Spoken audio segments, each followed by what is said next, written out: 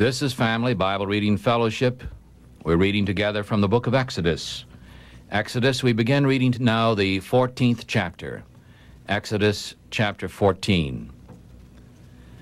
And the Lord spoke to Moses, saying, Speak unto the children of Israel, that they turn and camp before Pi-hahiroth, between Migdol and the sea, over against Baal-zephon. You shall camp before it by the sea. For Pharaoh will say of the children of Israel, They are tangled in the land, and the wilderness has shut them in. And I will harden Pharaoh's heart, that he will follow after them. And I will be honored upon Pharaoh and upon all his armies, so that the Egyptians may know that I am the Lord. And they did so. And the king of Egypt was told that the people fled, and the heart of Pharaoh and of his servants was turned against the people. And they said, Why have we done this, that we have let Israel go from serving us?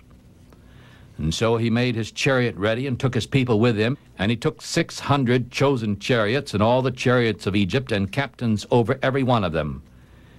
And the Lord hardened the heart of Pharaoh, king of Egypt. And he pursued after the children of Israel, and the children of Israel went out with a high hand. But the Egyptians pursued after them, all the horses and chariots of Pharaoh and his horsemen and his army.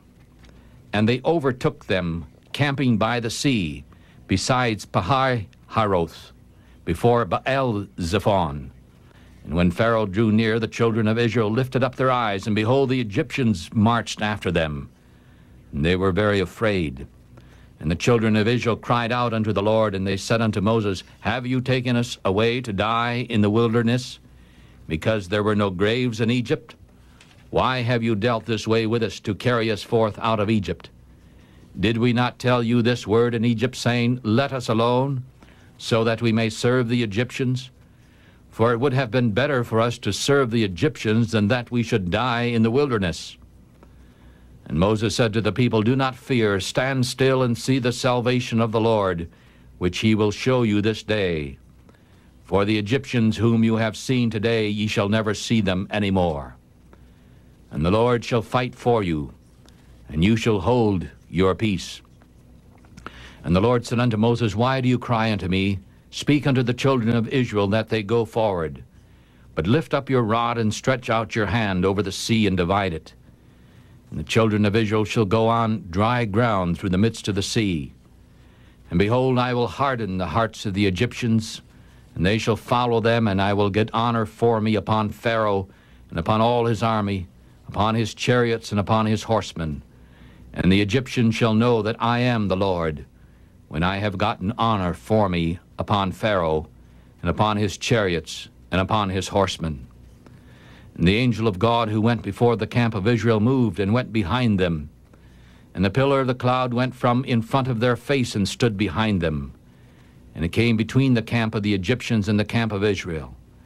And it was a cloud and a darkness, but it gave light by night to Israel, so that the one did not come near the other all night. And Moses stretched out his hand over the sea, and the Lord caused the sea to go back by a strong east wind all that night, and made the sea dry land. And the waters were divided, and the children of Israel went into the midst of the sea upon dry ground. And the waters were a wall unto them on their right hand and on their left.